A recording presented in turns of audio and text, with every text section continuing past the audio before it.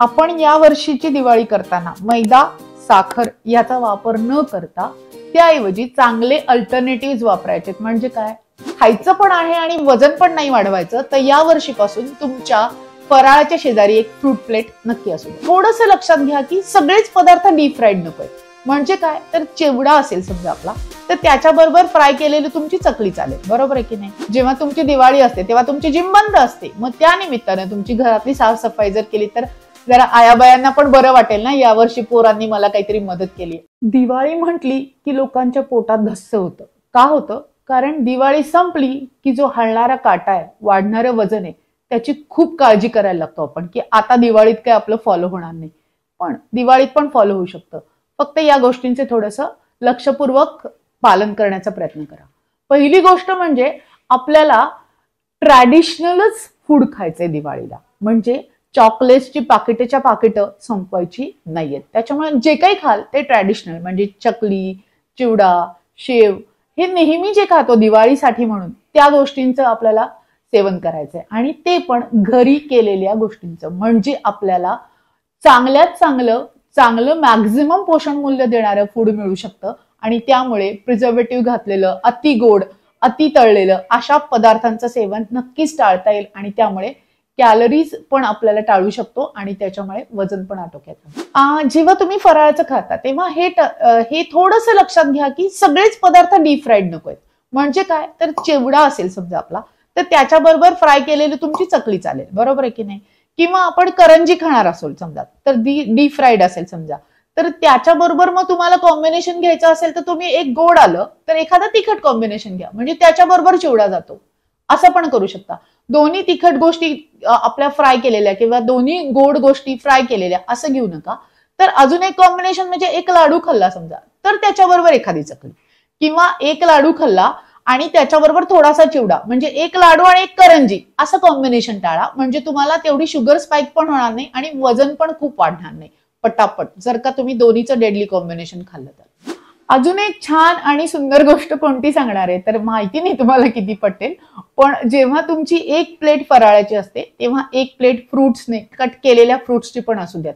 या वर्षीपासून हा संकल्प करा. म्हणजे नंबर ऑफ कॅलरीज जे आपण म्हणतो की एका वेळेला मी 4-5 चकल्या खाल्ल्या, एक करंजी खाल्ली, एक लाडू खाल्ला, जर तुम्ही ते खाताना थोडे फ्रुट्स पण मध्ये मध्ये घेतले तर एवढा नंबर ऑफ चकल्या तुम्ही खाऊ शकत नाही.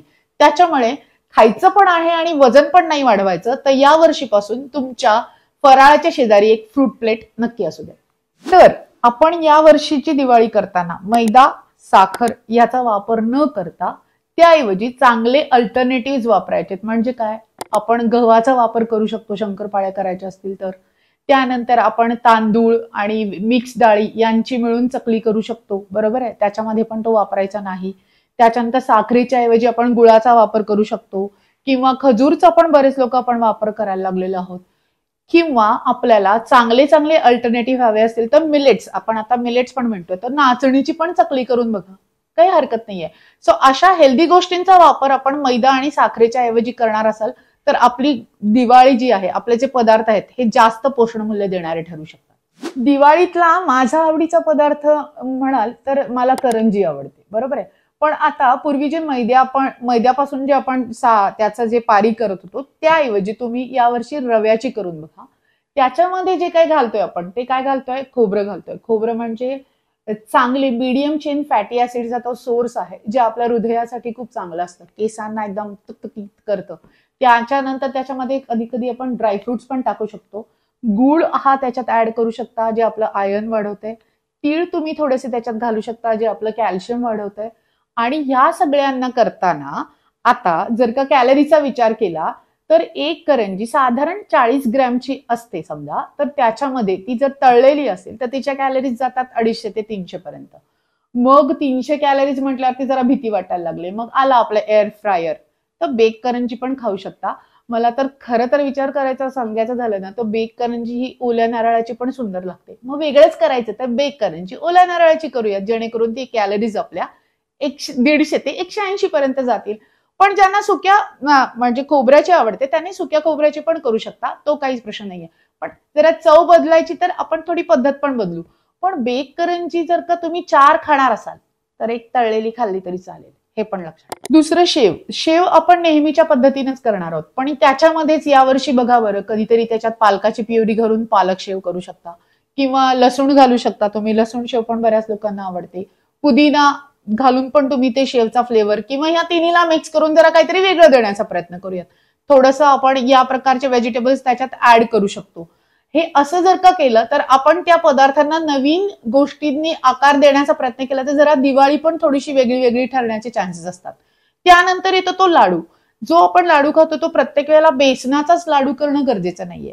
तर त्याऐवजी यावर्षी मुगाचा लाडू करायचा प्रयत्न करा. त्याच्यामध्ये खारीक टाकू शकतो, थोडे ड्रायफ्रूट टाकू शकतो, जेणेकरून तो लाडू आपल्याला डायबिटीसच्या लोकांना पण उपयोगी पडू शकतो. जर त्याच्यात साखर नाही घातली तर एक लाडू जरी खाल्ला तरी त्यांची शुगर जेवढी वाढणार नाहीये तेवढी ते नुसते जर का आपण त्याला बेसनाचा साखर घालून केलेला लाडू खाल्ला तर.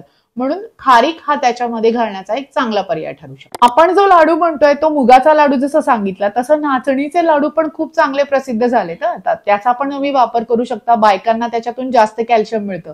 त्याच्यामुळे हेल्दी प्लस सण असं साजरा करायचं आपल्याला.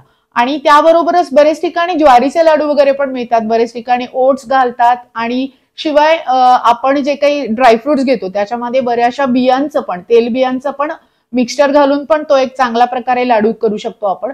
आपल्याला इतरांपेक्षा वेगळं काहीतरी द्यायचंय आणि पौष्टिक द्यायचं असेल तर या दोन्ही प्रकारच्या लाडूंचा पण आपण इथे विचार करू शकतो. चिवडा म्हटलं, दिवाळी म्हटलं की लगेच लक्ष्मीनारायण चिवडा हा पहिल्यांदा डोळ्यासमोर येतो.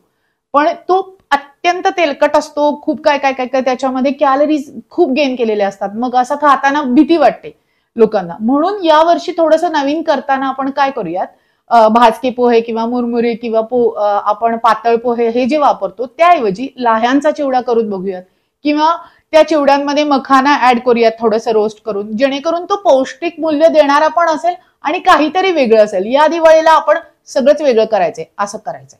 सगळ्यात जास्त आवडणारी दिवाळीतली गोष्ट म्हणजे चकली, बरोबर आहे की नाही. मग चकली करताना लोक काय जे काही वापरतात त्याच्यामध्ये आता इथून पुढे मैदा वापरू नका फक्त. त्याऐवजी आपण भाजलेलं जे काही धान्य आहे, म्हणजे आपण थालीपीठाची जी काही भाजणी करतो त्या भाजणीची चकली करायची असं ठरवा. शक्यतो तांदूळ त्याच्यात कमीत कमी वापरा, म्हणजे आपल्याला त्याच्यातून सो कॉल्ड प्रोटीन पण मिळेल. शंकरपाळी करताना बऱ्याच लोकांना खारे शंकरपाळी आवडतात, तर ती करताना गहू आणि रव्याचा वापर करा, खुसखुशीत होतात. करून बघा, मी खाल्लेले आहेत, मला पण आवडले. आता जर गिफ्ट द्यायचे असतील तर कृपा करून गिफ्ट मध्ये खूप भरमसाठ चॉकलेट्स असणारं गिफ्ट देण्यापेक्षा ड्रायफ्रूटचे गिफ्ट द्यायला सुरुवात करा. म्हणजे त्याच्यामध्ये जी काही पोषण मूल्य आहेत ना, रोज प्रत्येकानं मूठभर तरी ड्रायफ्रुट्स खावेत अशी एक रेकमेंडेशन आहे. कारण त्यातले जे ऑइल्स आहेत ते आपल्यासाठी प्रचंड चांगले आहेत, आपल्या हेल्थसाठी.